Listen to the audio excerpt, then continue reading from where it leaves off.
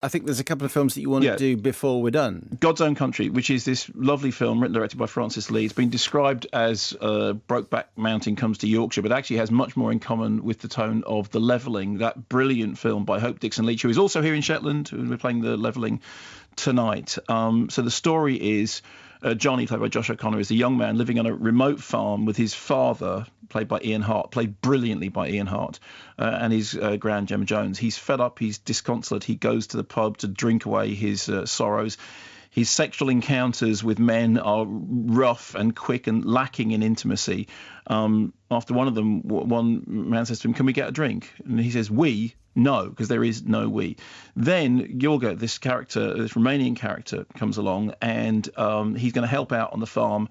Josh immediately takes against him, starts calling him a gypsy, which just says, "Please don't call me that." And initially they have this kind of very aggressive relationship, but it's going to turn into something different. Anyway, here is a clip with him and his father, brilliantly played by Ian Hart.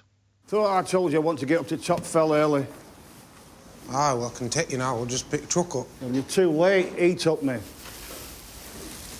Them views have started. And what about that boundary wall being down? Right, you can lamb up on Fell. Rebuild that wall while you're at it. Can't we bring him down? No, you can't. You'll learn, lad. You should have bothered fixing fencing in back paddock when I asked you months back.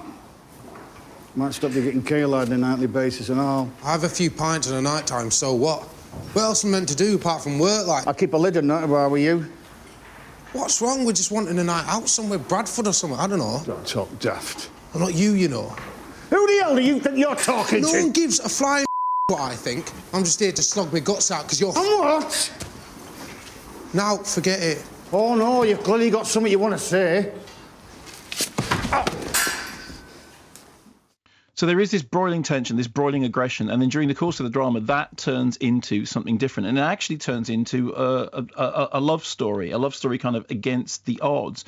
And there's a touch of Pasolini, I think, in the earthiness of it, the way in which it has a real physicality to it.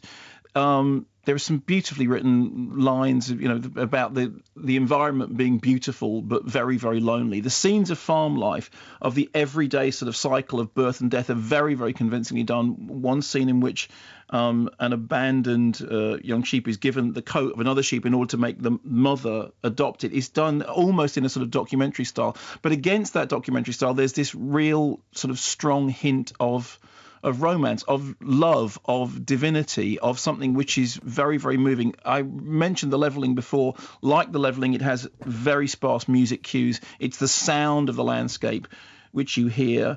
There are long sections, we heard a dialogue section there. There are long sections in which the dialogue is very, very minimal.